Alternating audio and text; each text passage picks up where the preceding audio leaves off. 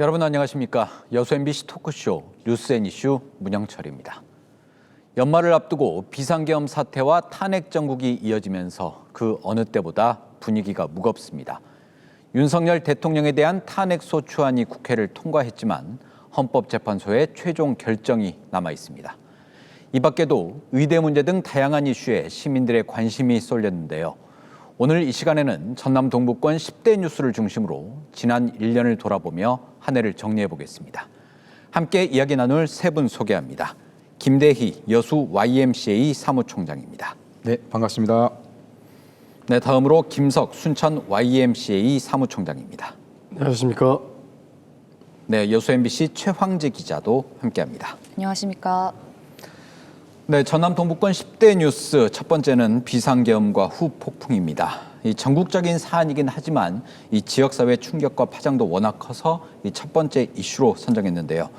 최황재 기자가 일단 비상계엄 선포부터 탄핵 소추안 가결까지 어떻게 진행됐는지 대략적인 흐름 정리해 주실까요? 네, 12월 3일이죠. 오후 10시 반쯤 윤석열 대통령이 긴급 담화문으로 비상계엄을 선포했습니다. 이후 계엄사의 포고령이 발표되면서 혼란의 전국은 시작이 됐는데요. 이후 새벽 1시쯤 국회에서 계엄 해제 결의안이 재석의원 190명 전원 찬성으로 가결됐습니다. 그리고 비상계엄 선포 6시간 만인 새벽 4시 반 윤석열 대통령이 비상계엄 해제 대국민 담화를 발표하면서 비상계엄은 일단 종료됐습니다. 하지만 탄핵 정국은 시작이 됐는데요. 나흘 만에 열린 윤석열 대통령의 탄핵 소추안은 여당인 국민의힘이 참석하지 않아 투표 불속립으로 폐기됐고요. 지난 14일 재발이 된 탄핵 소추안은 국민의힘 의원들이 참석하면서 투표가 이루어졌습니다. 그리고 재석 의원 300명 중 찬석 204표, 반대 85표, 기권 3표, 무효 8표로 가결이 됐습니다. 긴박했던 11일이었습니다. 지역민들도 추운 날씨에 도로로 나와 집회와 시위에 참석하면서 윤석열 대통령의 탄핵을 촉구했습니다. 네, 참 생각지도 못한 초유의 상황 발생했는데 김대희 총장님, 뭐 1년의 사태 어떻게 보셨습니까? 저는 일단은 우리 대한민국이 너무나 자랑스럽습니다. 우리가 4.19 혁명, 5.18 강주, 6월 민주항쟁을 보면서 부정한 또 군사정권들이 국민의 기본권을 유린할 때 국민들은 의연히 일어나서 이러한 헌법 질서를 스스로 세우는 과정 속에서 국민 주권을 국민들 스스로가 만들어 나갔고요. 이것은 아마 전 세계적으로 대한민국식 민주주의의 아마 세계적 모델을 만들어 나가는 그런 과정들을 이번에도 5천만 국민들이 연말 12월 달 보여주고 있습니다. 아직은 현재의 탄핵 심판 과정이 이제 진행되겠지만 앞으로 대한민국의 민주주의 모델들을 어떻게 만들지, 정치, 대통령제의 권력의 분산, 경제, 또 언론, 사회, 각각의 영역 속에서 사회적 대개혁을 어떻게 이룰지를 현재의 탄핵 심판 과정 속에서 국민들이 만들어 나가고요. 탄핵 심판이 인용된다면 이걸 근거로 새로운 정권들을 어떻게 만들어 나갈지 미리 합의하는 과정으로 이러한 민주주의의 모델들을 만들어 나갈 필요가 있다고 봅니다. 네, 김석 총장님은 어떻게 보셨습니까? 네, 대단히 좀 비현실적이었고요. 그다음에 소름이 쫙 돋았고요. 대단히 충격적이었고 그리고 발을 동동 구르면서 밤새 깨어 있었습니다. 시민사회 관계자들과 계속 밤새 연락을 했고요. 그래서 아침 일찍 시국회의를 개최했고 그날 촛불광장을 열었습니다. 사람이 그렇게 많이 모일 줄 몰랐고요. 젊은 세대가 그렇게 많이 모일 줄 몰랐습니다. 12월 7일 국회로 달려갔고요. 촛불광장에서 요즘 우리가 그렇게 보고 있던 응원봉의 힘을 보게 됐고 젊은 세대와 함께 대한민국을 지켜낼 수 있겠다라고 하는 어떤 믿음이 생겼고 그리고 세대 간 통합이 있었고 결국 14일 날 탄핵을 하게 된 것이죠. 정치는 국회의원들이나 그런 사람들이 하는 것 같지만 사실상 정치는 국민이 하는 것이다라고 하는 것을 보여준 것 같고요. 대한민국은 민주공화국이다. 모든 권력은 국민으로부터 나온다는 것을 지금 국민들이 지금 여실히 보여주고 있고 이 촛불이 꺼지지 않고 그래서 헌재 인용될 때까지 그리고 내란 세력들이 반드시 처벌될 때까지 지켜야 될 것 같습니다. 전두환 노태우의 가벼운 처벌이 내란 주범들의 가벼운 처벌이 결국은 윤석열로 하여금 내란 세력들로 하여금 계엄을 결정하게 한 것 같습니다. 그러니 이번은 관용을 베풀지 말아야 될 것 같습니다. 네. 뭐 이번 사태와 관련해서 연일 많은 뉴스들이 쏟아져 나왔고 또 충격적인 내용도 적지 않았습니다. 뭐 주목할 만한 것들 어떤 것들이 있는지 간단하게 정리해 주실까요? 네, 윤석열 대통령은 담화를 통해서 자신은 국회 관계자의 국회 출입을 막지 않도록 했다라고 했지만 제가 취재해본 바로는 지역 국회의원들 모두가 국회 출입이 어려웠습니다. 시민들이 등을 내어준 덕분에 월담이 가능하다는 분 이야기도 있었고요. 당시 상황이 매우 긴박했습니다. 군 병력이 국회 안까지 들어오면서 국회의원은 본회의장으로 그리고 보좌진은 온몸으로 막는 사투가 벌어졌습니다. 이후 방첩사의 체포 명단에 국회의원 이름도 들어 있어서 논란이 됐었죠. 이 밖에도 여러 증언과 의혹이 쏟아지고 있고요. 검찰과 공수처가 지금 관련 사건을 취재 중인 만큼 조금 더 살펴보아야 합니다. 네, 이 추운 날씨 속에서도 수많은 시민들이 거리 집회에 참석했고 결국 지난 14일에 탄핵소추안이 국회를 통과했습니다. 과거 박근혜 대통령 당시에 즉 국정농단 사태 때도 시민들이 집회에 참여했는데 그때와 좀 달랐던 부분이 있습니까? 일단은 그 사유화된 권력 그리고 비리에 쌓인 대통령 이런 내용은 똑같아요. 하지만 이것을 풀어나가는 방식은 확실히 8년 전과 지금 완전 다르다. 일단은 이번 군사 쿠데타의 과정을 보고 5, 60대 이제 저희들 나이죠. 굉장히 분노하고 무섭고 치열하고 이제 동원된 경찰과 군대와 싸워야 되겠다는 생각을 5, 60대는 가진 거고요. 10대, 20대는 이걸 보자마자 바로 국회로 달려간 거 아닙니까?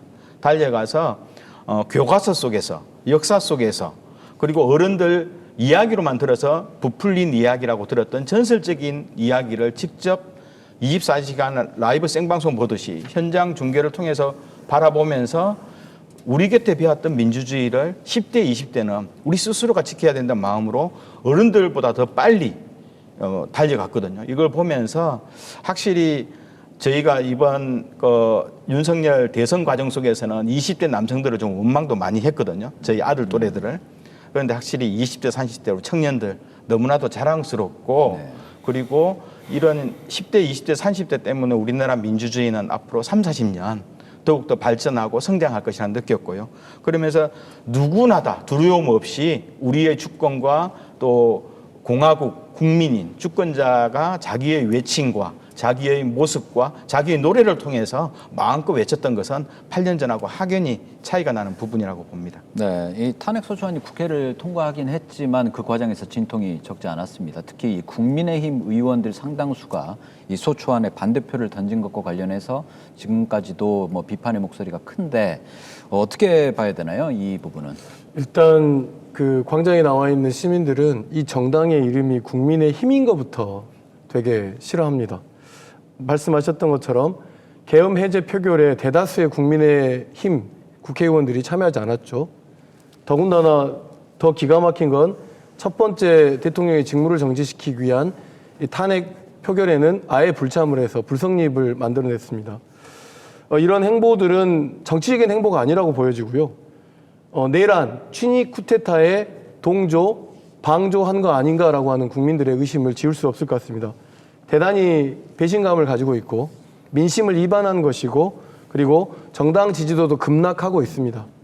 차기 선거에서 반드시 심판받을 것 같고요. 그 이전에 국민들은 심판을 요청하는 것 같습니다. 특히 우리 지역 출신의 국회의원들이 있지 않습니까? 국민의힘, 인요한 의원 같은 사람들, 이런 사람들에 대한 심판의 요구들도 상당히 높아지고 있는 것이 지금 현재의 시민들의 어떤 반응이고 요구이고 요청인 것 같습니다.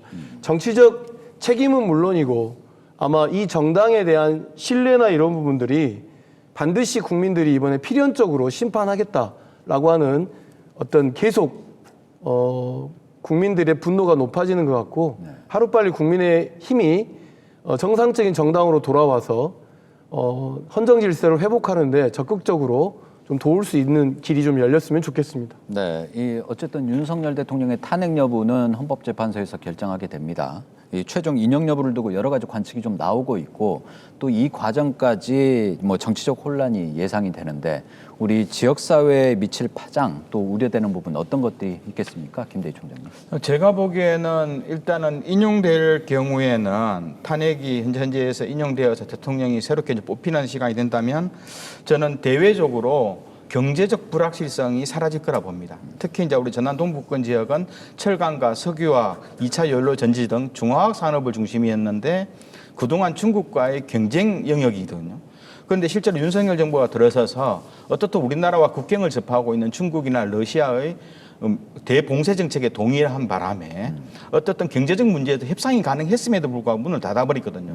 이런 사이에 중국은 석유화학과 철강을 중심으로 자국의 내수 시장을 확실히 강화시켰고 또 이 저렴해진 제품을 가지고 전 세계적으로 저가 물량 공세를 해나가면서 우리나라 중화학, 특히 이제 석유화학과 철강 쪽은 상당히 어려움에 놓여 있었는데 외교적으로, 정치적으로 이걸 조율하고 풀 수 있는 여력을 다 막아버렸거든요. 그러면 실제로 이제 윤석열 정부가 여기서 막을 내리고 새로운 정부가 들어선다면 대중국, 대러시아 외교와 정치적 교류가 다시 이루어질 수밖에 없거든요. 그러면서 전 세계적으로는 경제가 경쟁을 하지만 그래도 몇 개 영역만큼은 이 저가 물량 수출에 대해서는 한국에 수입되는 부분을 정치적으로 풀 수 있는 여력이 좀 존재하는 거거든요. 그런 부분이 있고 또한 인용이 안 되어서 정권이 연장된다면 대외적으로 지금 정치, 외교, 경제 다 무너졌잖아요. 2년 반 동안 이거 혼란만 더 남을 수밖에 없는 구조거든요. 그래서 저는 우리나라 경제나 정치, 외교를 위해서라도 저는 이번에 헌재의 탄핵 심판 과정이 인용이 돼야 된다고 봅니다. 인용이 되지 않을 경우는 지금보다도 경제가 더 어려워질 것이다. 네. 그리고 남북 관계도 전쟁 수준으로 갈 정도로 악화될 건데 어떻든 한반도의 군사적 위기는 경제 영역과 밀접한 영향이 있거든요. 그렇죠. 이러한 것들은 바로 수출을 가지고 먹고 사는 전남 동부권 지역의 경제적 근간을 무너뜨리기 때문에 탄핵 인용이 저는 굉장히 중요하다고 봅니다. 네, 김석 총장님 어떻게 보십니까? 전 국민의 일상이 사실 멈췄잖아요. 12월 3일 이후에 이걸 회복하는 데 있어서 최종 결정이 헌법재판소가 인용을 해야 된다고 생각하는데 참 놀라운 것은 헌법재판소에 국민이 선출한 권력들이 아닙니다. 거기에 국가의 운명을 맡기고 있다는 것이 대단히 조금 이후에 향후에 제도 보완을 해야 될 것 같고 말씀하셨던 것처럼 정치적, 경제적, 사회적 갈등이 지금 현재 굉장히 발현되고 있는 문제이기 때문에 이 문제를 해소하기 위해서라도 헌재가 빠른 시일 내에 이 문제에 대한 인용 결정을 해야 된다고 생각합니다. 말씀하셨던 것처럼 경제적 어려움에 대한 이야기도 했지만 실제로 정부가 멈춰 있는 상태이기 때문에 사실상 공공 서비스의 어떤 공백도 굉장히 더 이상 길어지면 안 된다라고 생각을 합니다. 그렇기 때문에 헌재가 빠른 시일 내에 인용 결정을 하라라고 하는 것이 국민의 요청이라고 하는 것을 헌재가 망각하지 않았으면 좋겠습니다. 네, 그럼 다음 이슈로 한번 넘어가 보죠. 전남 지역 의대 신설 문제를 한번 짚어볼 텐데 이 동부권과 서부권의 갈등이 심각했는데 결국은 순천대와 목포대를 통합해서 통합의대를 유치하는 것으로 결론이 났습니다. 뭐 대략적인 흐름 한번 짚어주실까요? 예,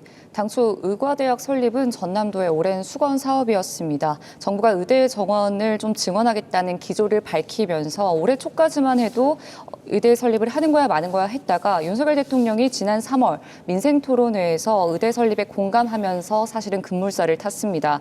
원래 안이 통합의대였습니다. 그런데 통합의대가 합의에 시간이 좀 걸릴 것 같으니까 전남도가 다시 공모로 하자고 했습니다. 목포대와 순천대는 오랫동안 지난한 신경전을 벌였고 그러면서 순천대가 공모에 참여하지 않겠다라고 말하면서 동서부 갈등이 심각했습니다. 네, 전남도는 일대학, 이병원, 그리고 통합의대 이렇게 투트랙으로 전개를 하다가 지난달 15일 목포대와 순천대가 통합에 합의하면서 극적 합의에 이뤄졌습니다. 지금 상황은 전남도가 통합대학교 국립의대 추천서를 관계 부처에게 전달한 상황입니다. 네, 예, 앞서 언급한 대로 순천대, 목포대 통합해서 통합의대를 유치하는 것으로 이제 결론이 났는데 김석 총장님, 뭐 지금까지 논의 과정이나 이 결론에 대해서 어떻게 좀 평가를 좀 할 수 있을까요? 결국 처음에 전라남도가 제시됐던 통합 방식으로 다시 돌아온 거라고 봐야 되거든요. 약간의 차이는 있긴 하지만. 근데 그 사이에 지역적 갈등 또는 정책 입장의 변화, 그다음에 각 대학의 다른 요청과 요구들이 갈등으로 좀 비춰졌었어요. 지역적 갈등까지. 이런 지역적 갈등에 맨 앞장섰던 사람들이 누구였는가를 좀 분명히 좀 기억해야 된다고 생각해요. 그리고 이제 이 상황 자체의 의대 설립에 대해서는 순천대도 목포대학교도 계속 지속적으로 각각의 대학에 의대가 설립해야 된다는 요청들을 해오고 있는 과정에서 윤석열 대통령의 입을 통해서 사실은 하나로 모아야 된다라고 하는 것들을 어쨌든 모아가는 과정이 있었는데 결국은 이제 지금 윤석열 대통령이 탄핵된 상황이고 그렇기 때문에 이 의대를 전제로 한 순천대, 목포대 간 통합의 이 약속과 합의가 향후에 지속될 수 있을까라고 하는 의문점을 아마 지역사회에 있는 많은 사람들이 가지고 있을 것이라고 생각합니다. 네. 더군다나 대학 통합이라고 하는 것이 의대라고 하는 의대를 설립을 위한 조건으로 만들어져 있기 때문에 이 순천대학교, 목포대학교 그 통합에 관련된 전반적인 그 숨어 있었던 갈등의 요소들이 좀 표출될 수도 있을 것 같고, 양쪽에서 통합한다고 한들 정부가 통합의대를 주겠어라고 하는 의문점이 지금 현재 남아 있잖아요. 네. 뭐 정치의 공백, 행정부의 공백이 있기 때문에 이런 문제에 대해서 전라남 도지사나 각각이 의대를 만들기 위해서 대학 통합을 약속했던 순천대 총장이나 목포대 총장 그리고 순천시장, 목포시장들은 이 문제에 대해서 지역민에 적극적으로 화답해야 될 것 같습니다. 네. 답변하고 뒤로 물러서서는 안 될 것 같고요. 네. 그렇기 때문에 지역사회에서는 전반적으로 이렇게 불안한 것이 더 불안해지지 않았을까. 의대는 와야 되는데 좀 걱정거리들이 좀 순식간에 좀 확 좀 번진 느낌이 좀 있습니다. 네, 여수에서도 이 대학병원에 대한 관심이 많았는데 이번 논의 과정이나 결과 어떻게 좀 평가하십니까? 실제로 이제 여수자체 내에 의과대학 문제가 국립의과대학 문제가 논의가 되었지만 사실상 전남 지역 전체의 단일한 좀 의과대학 문제에 많이 좀 뭐라 그럴까 입장을 많이 못 낸 측면이 좀 있죠. 대승적으로 이 의과대학과 또 부속병원이 가지고 있는 시장성이라든가 또 고급 의료 인력의 확충 문제가 여수를 떠나서 동북권 전체로 좀 모아져야 된다는 데 대해서 여수 시민들이 많이 동의를 해줬던 측면이 좀 있어요. 그러면서 김능록 지사가 좀 주도한 전라남도가 주도한 국립대학 좀 통폐합 문제는 막 우리 섞인 표정을 많이 좀 보냈습니다. 네. 왜냐하면 실제로 1년 동안 전라남도가 고등교육에 쓰는 돈이 500억이 안 돼요. 근데 글로컬만 해도 1년에 200억씩 지원을 해야 되는 상황에서 양쪽 대학에 1년에 400억이 나가니까 나머지 고등교육 기관들에 대한 지원이 없어져 버렸어요. 근데 이제 이게 통합대학이 되면 실제로 이제 의대 중심의 통합이라고 도지사가 주도했지만 새로운 정부가 특히 이제 의대 증원 문제를 놓고 의사 집단과의 굉장히 많은 갈등이 있잖아요. 근데 의대 신설은 또 더욱더 적극적으로 반대하는 상황이거든요. 그렇죠. 이런 상황에서 의대 신설 문제가 과연 통과되지 않는다고 했을 때 그럼 양쪽 대학의 통합이 존속될 것이나 문제가 있는 거거든요. 네. 사실상 여수에도 국립대학이 존재하거든요. 캠퍼스로 존재하지만. 그래서 이번 기회에 좀 더 도민들이 통합의대라는 차원을 벗어나서 어차피 복급비는 순서대로 지방대학이 소멸하는 위기라면 전남 지역에 있는 국립대학의 역할과 재조정들 그리고 통폐합 영역들을 같이 좀 공론하는 과정이 필요하지 않냐는 내용을 합니다. 이건 전라남도 지사 중심으로 막 주도권을 가지고 가는 것보다는 좀 더 공론한 틀 속에서 지역민과 학부모들도 국립대학 통합 영역에 좀 더 의견을 표시하는 그런 것들을 많이 좀 희망했던 한 해였지 않았나 생각을 합니다. 네. 저는 탄핵 정국 이후에 대통령 공약으로 반드시 이 문제를 만들어내기 위한 전라남 도민들 좀 통합하는 차원의 공약화를 하는 것에 대한 움직임을 지금부터 좀 있어야 된다고 생각합니다. 네, 이 말씀하신 대로 두 대학이 일단 합의점을 찾긴 했지만 이 탄핵 정국으로 인해서 정상적으로 추진될 것이냐 여기에 대해서 의문이 많은데 어떻게 좀 전망을 할 수 있습니까? 네, 맞습니다. 일단 그 윤석열 대통령 민생 토론회에서 급물살을 탔던 사안이기 때문에 당연히 우려가 있습니다. 하지만 전남도는 윤석열 대통령의 단순한 말이 아니라 정부도 계속해서 언급했던 사안이라고 말하고 있습니다. 최근 국무총리도 전남을 방문해서 국립의대에 긍정적이었다. 그러니까 차질은 없을 거다라고 김영록 지사는 계속해서 강조하고 있고요. 이와 함께 대학도 대학 통합과 통합의대를 위한 행정 절차를 지금 진행 중입니다. 2026년 개교를 위해서 차분히 대응한다는 방침입니다. 네, 참 일단은 지켜볼 수밖에 없는 그런 상황인데 이 통합의대 설치나 또 지역의 응급의료 시스템에 대해서 어떤 의견들 좀 갖고 계신지 궁금한데 김대희 총장님. 일단은 전라남도 지역에서 인구가 65세 고령화 지역 중에서도 가장 인구가 많이 밀집된 곳이 전남 동북권 지역이거든요. 인구의 거의 40% 정도가 동북권 지역에 몰려 있고 그것은 노령화된 인구의 비율도 굉장히 높은 것을 의미할 수 있습니다. 또한 감염병 상황에서 인구 집중 지역의 예방과 그리고 이러한 그 환자를 수용하는 시설들이 인구가 집중된 지역이 많을 수밖에 없는 구조거든요. 그리고 전남 동북권 지역은 아시아 최대의 중화학시설로서 거의 매일같이 산업재해와 또 환경안전 보건 영역이 매일같이 문제가 발생되는 지역이라서 이런 산업시설 밀집 지역의 안전과 환경 이런 영역과 관련된 중증, 응급의료 체계가 굉장히 중요한 영역이었거든요. 이러한 영역 속에서 좀 더 어떤 시설군들이 들어와야 되고 또한 이것을 진행해 나갈 의료 전문 인력들이 어떤 영역에 확충이 돼야 하는지에 대한 좀 근본적인 논의들이 이루어져야 된다 보는 거거든요. 네. 이런 것 속에서 정부를 설득하고 또 의료인들을 설득하면서 어떻든 부족한 부분들을 지역의 시민들과 대학과 또 지자체가 공동으로 풀어나갈 테니 법적인 조건만 좀 허용해 주라. 이렇게 나가는 설득의 전략들을 명확히 가져야 되는 거고 어떻든 인구가 100만 가깝거든요. 90만 가까운 이 전남 동부권 지역에 밀집화된 인구 속에서 다양하게 제기된 긴급 의료 체계들을 의과대학을 중심으로 어떻게 협력할지 이 문제가 중요하고 사실상 또 전남 동부권 지역은 1차, 2차 의료기관들이 굉장히 많아요. 네. 1차, 2차 의료기관들이 제대로 환자들을 보려면 뒤에 배후병원 우리가 상급 종합병원이라고 하는 배후병원이 있어야지만이 오는 환자들에 대해서 내가 책임을 지고 열심히 치료를 하고 그리고 치료 과정 속에 문제가 생기면 이 종합병원 특히 이제 대학병원의 문제를 바로 의뢰해서 풀어나가는 1, 2차 의료병원이 좀 더 안정적인 의미 속에서 노령화된 인구가 밀집되어 있고 또 산업시설에서 제기되는 산업안전보건 이런 환자들을 보다 더 안전하게 전문병원들이 치료할 수 있는 체계가 될 거라고 좀 봅니다. 네, 김석 총장님.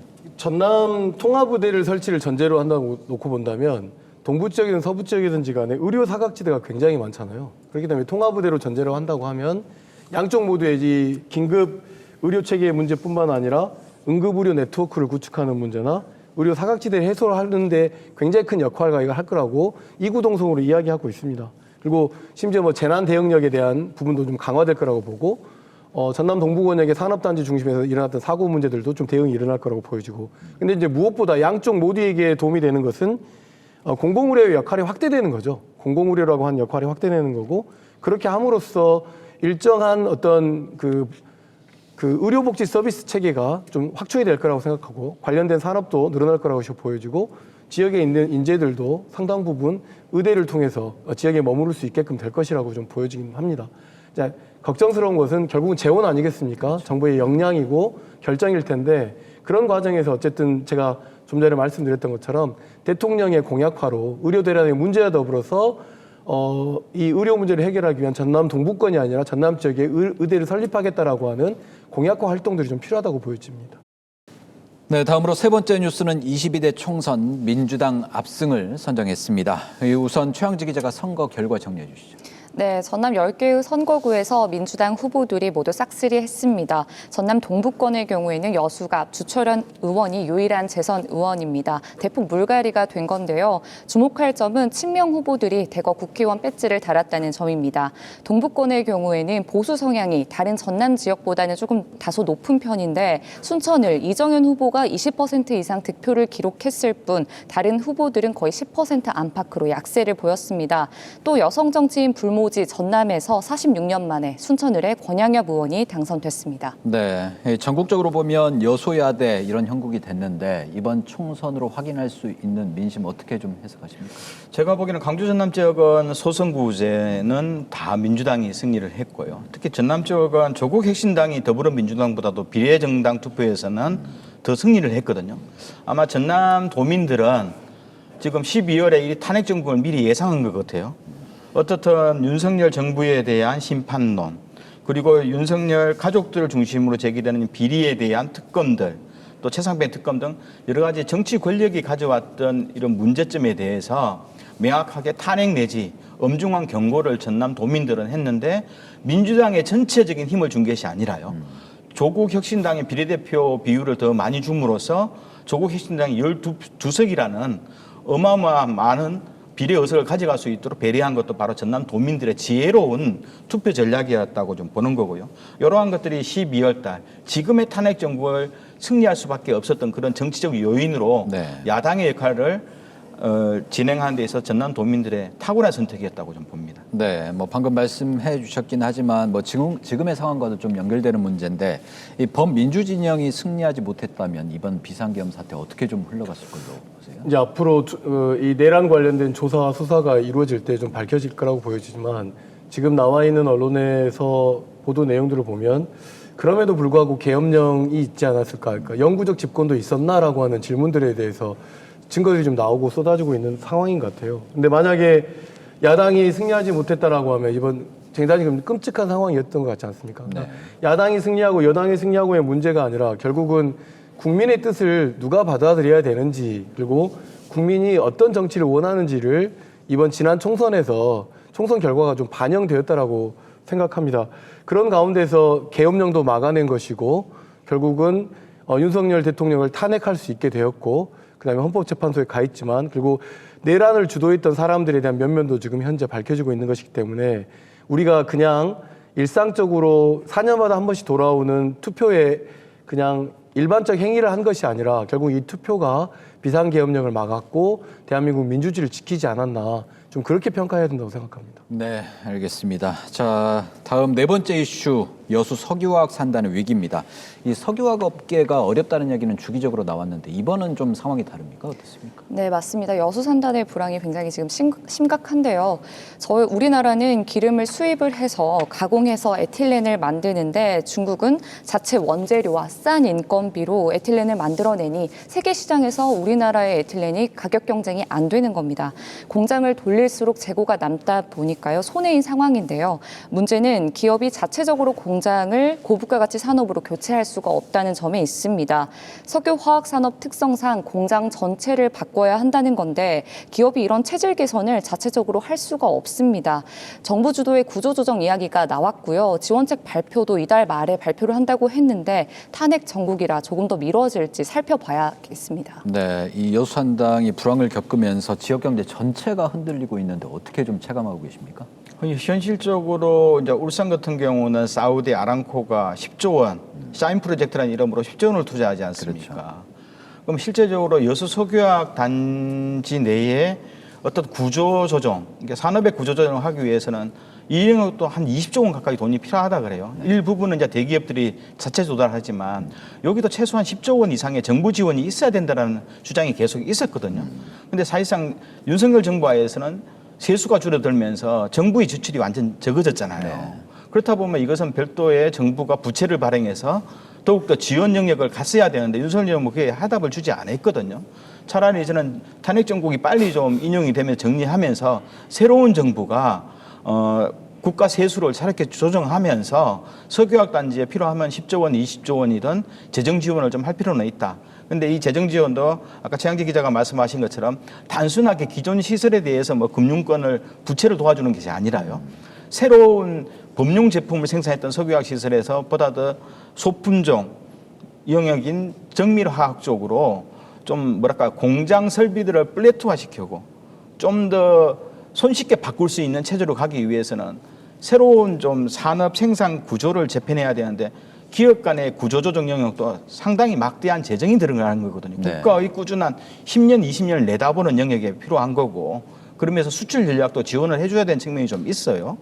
여기에 대해서 정부가 좀 더 관심을 가져야 되는데 현재 아무리 생각하더라도 한 4개월 정도는 대선까지 감안한다면 4, 5개월 동안은 정부 지원 자체가 막힐 가능성이 높기 때문에 네. 저는 모든 정치적 헌법재판소의 탄핵 인용 절차가 조금씩 한 달, 두 달이라도 저는 빨라지기를 좀 희망합니다. 네, 알겠습니다. 자, 10대 뉴스 다섯 번째는 고흥 우주발사체 사업 청신호입니다. 어떤 내용인지 간단하게 정리해 주시죠. 예, 정부가 추진하는 전국 15개 신규 국가산단 후보지 중에서 지방권에선 최초로 고흥 우주발사체 국가산단이 예타 면제를 받았습니다. 정부가 경제성을 검토하는 대신에 전략적으로 추진하겠다라는 의사인데요. 산단 1209 151만 제곱미터 규모로 민간 발사체 기업과 우주항공, 그리고 소재 부품 장비 기업들, 그리고 국방과학연구소가 들어서게 됩니다.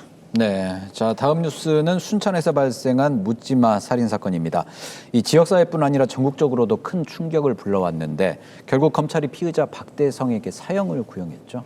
네, 맞습니다. 지역사회에 굉장히 충격적이었죠. 지난 9월 순천의 한 대로변에서 30살 박대성이 전혀 모르는 사이인 여고생에게 흉기를 휘둘러 살해한 사건입니다. 범행의 잔인성 등이 인정돼서 신상이 전 국민에게 알려졌습니다.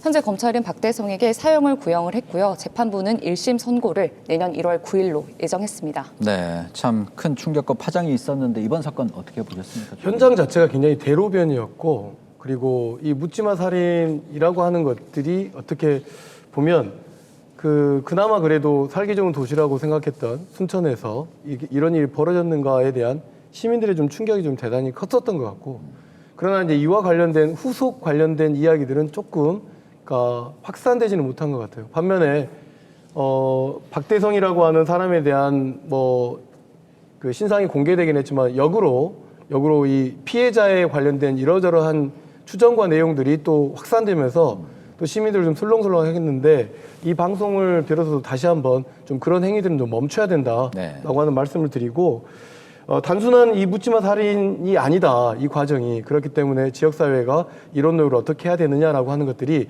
결국 또 시민들이 모여서 추모하고 시민들이 추모 공간을 만들고 그랬던 과정이 좀 있었습니다. 네. 자, 7번째 이슈로 넘어가 보죠. 광양만권 2차 전지 소재 밸류체인 구축입니다.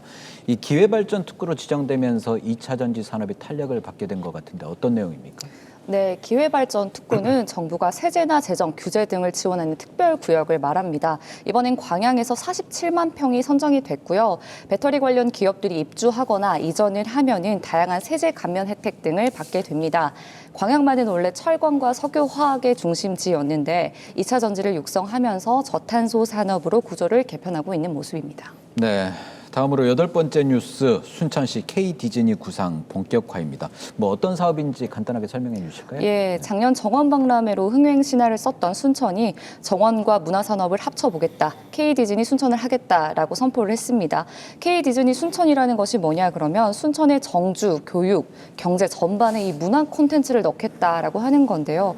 일단 지금은 청사진으로 존재를 하고 있습니다. 하지만 정부의 지원은 있었습니다. 광양처럼 기회발전 특구로 지정이 돼서 각종 세제 규제 혜택을 받을 수 있고요. 또 애니메이션 클러스터로 포함이 됐기 때문에 정부의 예산 지원도 가능합니다. 그래서 순천은 이곳에 기업 이주와 정착을 촉진할 예정입니다. 네, 이 미래 새로운 먹거리로 지목하면서 순천시가 역점적으로 추진하고 있는데 큰 방향성이나 계획에 대해서 시민사회는 어떻게 좀 평가하고 있습니까? 순천이라고 하는 도시가 지역 소멸에 있어서 인구가 줄어들지 않고 있고 지난 정원박람회나 다른 다양한 문화 콘텐츠로 인해서 굉장한 많은 관광객들의 방문은 전국에서 주목하고 있는 사례입니다. 그렇기 때문에 지방자치단체는 뭐라도 해야 되는 거죠. 순천시는 뭐라도 해야 된다고 생각하는 것에 대해서는 모두가 다 환영할 일이긴 합니다만 걱정은 우리 순천시가 생태도시가 되는 데 있어서 순천만을 20년 넘게 보존했던 시민의 노력과 힘이 있었거든요. 그러면서 사회적 합의가 이루어진 가운데 생태도시 순천이라고 하는 명칭을 붙이고 되었다고 볼 수 있는데 여기에 이제 문화 엔터테인먼트 사업을 결합하겠다고 하는 과정인 것 같아요. K디즈니는. 그러나 이런 과정에 대한 공론이 충분했나라고 하는 것들을 좀 가지고 있죠. 또 하나는 이 K디즈니의 사업이 사실상 지난해 정원박람회에 윤석열의 부부가 오고 난 이후에 좀 더 이렇게 불붙고 활성화됐다라고 하는 것들이 있는 가운데서 향후에 여기에 대한 적극적 투자나 재정적 부담이 과도화된다고 하면 자치단체 혼자만으로 할 수 있는 것인가라고 하는 좀 걱정거리들이 여전히 좀 남아 있는 것이죠. 그러면서 이제 또 하나는 컨텐츠의 차별성이 과연 가능하겠는가? 그러니까 이런 것들을 극복해야만 순천시가 생각하는 K디즈니 사업이 나름대로 역할을 할 수 있을 것이라고 보여지고 조금 부탁을 지속할 거라고 한다고 한다면 지역성과 그다음에 순천만의 조화 그다음에 지역민의 참여 이런 것들이 좀 더 지금보다는 열린 공간에서 좀 보장되었으면 좋겠습니다. 네, 알겠습니다. 자, 9번째 뉴스, 지역사회의 중요한 현안이죠. 여순사건 특별법 개정입니다. 이 우여곡절 끝에 여순사건 특별법 개정안이 국회를 통과했는데 어떤 내용들이 담겨 있습니까? 네, 일단 뭐 123 계엄사 문건에서 저희 여순 반란으로 표현돼 있어서 논란이 일었던 상황에서 이번 개정안 통과가 특히 더 반가운 소식이었습니다. 올해 여순 사건 진상 규명은 10월 5일까지 공식 조사 활동은 끝났었는데요. 하지만 진상 규명의 속도는 붙질 않았던 상황이었죠. 이에 조사 기한을 최대 2년 더 연장을 하고 보고서 작성 기한도 6개월 연장하는 내용이 김문수 의원 등의 발의로 국회를 통과했습니다. 내용에는 편향 논란이 일었던 위원회를 구성할 경우 국회 추천 인사를 받도록 했고요. 특별 재심 청구도 삽입돼 있습니다. 네, 뭐 다행히 특별법 개정안이 통과되면서 한숨을 돌리긴 했는데 총장님 앞으로 어떤 과제들이 좀 남아 있다고 봐야 되나요? 제가 보기에는 어떻든 이 법 개정안이 여야 합의로 만장일치로 된 것은 굉장히 좋은 거예요. 아마 역대적으로 윤석열 정부에서 이렇게 만장일치로 간 역사가 별로 없거든요. 특히 이제 정치 역사적으로 민감한 영역에서 합의 봤다는 것은 제대로 그동안 우려를 이제 씻고 추진을 해야 되는데 이번 국정감사 기간에도 좀 그랬고요. 실무위원회 역할에 대한 아쉬움이 좀 많아요. 특히 이제 국정감사 기간 용해인 의원이 직접 전라도지사한테 실무위원회의 그 직무 태만, 업무 태만과 무사 안일 그리고 뭐 추진된 사업이 전혀 없는 거에 대해서 질타를 했지 않습니까? 네. 그래서 앞으로 여기에 대한 균형 있고 역사적이고 객관적인 역사관을 가진 위원들과 실무위원들이 이런 내용들 주어진 시간이 약간 늘어났지만 많이 늘어난 게 아니거든요. 네. 신속하게 여러 그 유족들 또 희생자들의 내용들을 받아 안아서 좀 재빨리 향후 진실 규명을 위한 역할들을 해나가야 되는데 주요 핵심은 실무위원회입니다. 네. 실무위원회가 제대로 내용들을 잡아내야지 중앙의 위원회도 빨리 처리할 수 있는 측면이 있어서 전라남도와 22개 시군 차원에서 이 문제를 어떻게 내용을 풍부화시킬지 이런 문제에 대해서 좀 더 고민을 해볼 필요가 있고요. 네. 그리고 현실적으로 이게 여순 사건 특별법이 개정되지만 예산 문제가 빠져 있어요.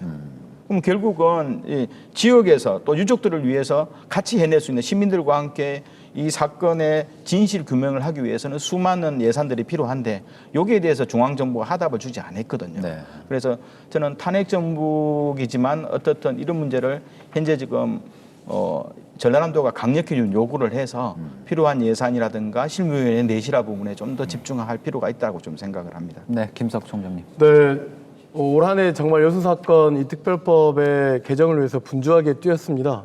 사실 참 역사의 아이러니거든요. 비상계엄의 첫 사례가 바로 이 여순 사건입니다. 여순 사건인데 이 여순 사건에 대한 진상 규명을 해달라고 하는 뭐 지역사회 요구와 유족의 요구가 받아들여져서 여순 특별법이 만들어졌잖아요. 근데 지난 10월 5일날 조사 기간이 만료돼 버렸어요. 네. 참 아이러니했는데 결국은 이 조사 기간을 연장하는 법률이 통과됐습니다. 근데 여기서 이제 우리가 주목해야 할 것은 윤석열 정부가 워낙 역사 왜곡을 지속했고 여순 사건을 여순 반란 사건으로 기록하려고 했기 때문에 적어도 윤석열 정부 기간 동안에는 진상조사 보고서가 나오면 안 되겠다라고 하는 최소한의 합의로 이루어진 이 특별법 개정안입니다. 네. 그러니까 이것으로 특별법을 만듦으로 해서 윤석열 정부 안에서의 진상조사 보고서를 만들면 안 되겠구나라고 하는 요청이 담긴 거거든요. 네. 방금 이제 김대희 총장도 이야기했지만 그러나 이 여순 특별법은 전면 개정돼야 됩니다. 실무위원회 역할, 여순위원회의 역할이 이원화되어 있어서 제대로 일할 수 없는 조직으로 되어 있습니다. 네. 그렇기 때문에 일할 수 있는 조직으로 이 정권이 교체되고 난 이후에 이것 역시 대통령의 공약사항으로 여순위원회에 상임위원을 두는 문제 그리고 전방위적인 진상조사가 좀 개시될 수 있도록 하는 문제까지 포함될 수 있도록 지역사회가 머리를 좀 모아서 진짜 합의를 통한 여순 사건 특별법을 어떻게 전면 개정할 것인지에 대한 이후 후속 과제가 남은 것이라고 보여줄 수 있고요. 다행히 우리 지역 국회의원들이 총력을 다했습니다, 이번에. 네. 그래서 민주당 내에 특별위원회를 만들었고 그래서 그런 힘이 하나로 모아졌기 때문에 그래서 국회의원들 그다음에 시민단체, 유족들 똘똘 뭉쳤기 때문에 이 조사 기간 연장 관련된 특별법 개정안을 국회에 통과시킬 수 있었다라고 하는 것이 저희 개인적으로는 올해 가장 큰 뉴스입니다. 네, 알겠습니다. 자, 마지막 이슈는 여수 세계 선박람회 준비 착수로 정해봤습니다. 최영재 기자, 현재 진행 상황 네. 어떻습니까? 네, 2026년 9월에 열리는 섬 박람회가 2년 안 되게 남았습니다.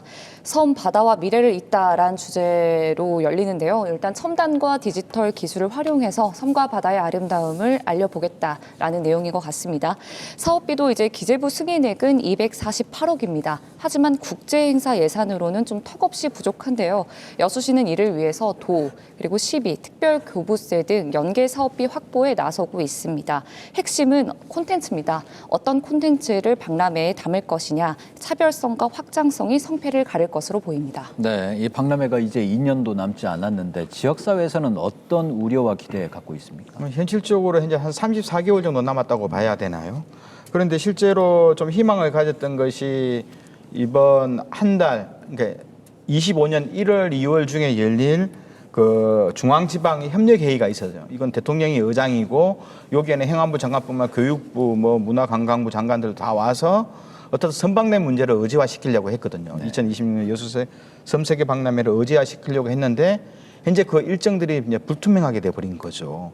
그러면서 아까 최양지 기자가 말씀하셨던 국비 240억과 실제로 이건 지방 정부도 지방비를 많이 좀 쓰려고 했었어요. 왜냐하면 모든 돈을 끌어서 한 800억 정도 예산이 필요한데 600억 내지 700억은 지방정부가 만들 돈인데 불행하게도 중앙지방협력위원회가 중단이 되는 거고요.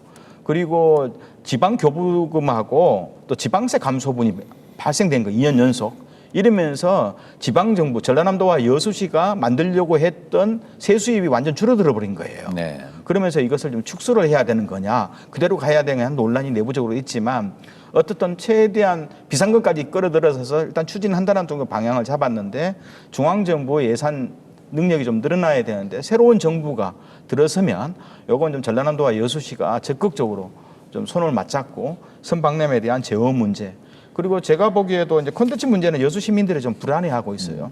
2026년 세계섬 박람회를 통해서 여수 시민들이 무엇을 얻고 또 무엇을 할 것인지에 대한 이 행사의 철학 자체가 없다는 것. 우리가 무엇을 할 것인지, 그리고 섬 박람회의 이슈와 주제들을 어떻게 구현할 것인지, 여기에 대한 좀 행정 실천 영역에서 약간 부재한 측면이기 때문에 25년 상반기 안에는 이런 내용들을 좀 시급히 여수시와 전라남도가 내용들을 채워 나가는 그런 과정으로 좀 삼아야 되지 않냐 생각을 합니다. 네, 알겠습니다. 자, 지금까지 전남 동부권 10대 뉴스에 대해서 이야기 나눠봤는데 마지막으로 기억해야 할 또는 기억하고 싶은 소식이 있으면 마무리하는 걸로 하죠. 어떻습니까, 좀? 저는 여수시 인구가 27만 명이 붕괴됐다는 것이 굉장히 충격이거든요. 하지만 전남 동부권 지역에 인구 90만을 유지하는 것도 상당히 중요한 영역이거든요. 지금은 주민등록 거주 인구 중심으로 인구를 보지만 전남 동부권 지역은 하나의 생활인구 단위거든요. 네. 그래서 생활인구 단위가 90만을 유지하는 쪽으로 가야 된다. 그러면서 이 문제는 여수만의 문제가 아니라 전남 동부권 지역의 지자체가 같이 공동으로 인구 감소 문제와 이것은 또 경제의 감소 문제와 연결되거든요. 이런 문제를 공동으로 논의해서 같이 대응할 것은 공동 대응해 나가는 과정. 그러면서 여기는 교육과 의료, 문화와 여러 가지 좀 관광 이런 것들도 공동으로 좀 방안들을 모색하는 그런 고민하는 계기가 아마 24년도 12월 연말이 아닌가 좀 생각을 합니다. 네, 김석 총장님. 네, 저는 이제 비상계엄의 위기를 맞았는데 이 무장한 군인들을 맨손으로 막아낸 가운데 결국은 윤석열 대통령을 탄핵시킨 시민 정신이 굉장히 좀 중요한 더 큰 뉴스여야 된다라고 생각하고 그 가운데서 촛불이 이렇게 응원봉으로 바뀌고 광장에 걱정스러웠던 세대 간의 갈등이 세대 통합으로 이루어진 것을 굉장히 중요한 올해의 뉴스로 봐야 되지 않는가라고 말씀을 드리고 싶습니다. 네. 자, 마지막으로 최양재 기자도 한 말씀 하시죠. 네, 저도 마찬가지로 올해는 이제 광장에 촛불이 아닌 야광봉, 그리고 여수시 27만 명 붕괴 등의 이슈도 중요한 이슈라고 생각하는데요. 연말에 또 하나의 일이 있었는데 여수 세계박람회 선투자금 회수 관련 이슈를 또 꼽지 않을 수가 없습니다. 여수 세계박람회 당시 정부가 투자했던 3,600억 원 당장 내년에 회수하겠다고 해서 여수 시민들 단체로 기재부 앞에 가서 항의하기도 했었는데 실제로 내년도 세입안에 지금 이게 선투자금이 잡히면서 지역민들도 많이 허탈하고 있거든요. 이 돈을 갚아야 하는 여수광양 항만공사도 자산 매각을 한다고 하는데 그럴 경우 지역의 재투자는 당연히 발목 잡힐 수밖에 없습니다. 이런 점을 좀 지역 정치권이 좀 나서서 좀 목소리를 내주셨으면 하는 연말입니다. 네, 지금까지 김대희 여수 YMCA 사무총장, 김석 순천 YMCA 사무총장, 또 최황지 기자였습니다. 지역의 주력 산업과 골목 상권 침체가 지속되는 상황에 탄핵 정국까지 겹치면서 연말 분위기가 더욱 무겁습니다. 하지만 분명히 확인했듯이 시민들의 힘으로 지금의 어려움도 극복할 수 있을 거라고 믿습니다. 올 한 해 마무리 잘 하시고 희망찬 새해 맞이하시길 바랍니다. 여수 MBC 토크쇼 뉴스 앤 이슈 오늘 준비한 내용 여기까지입니다. 시청해주신 여러분 고맙습니다.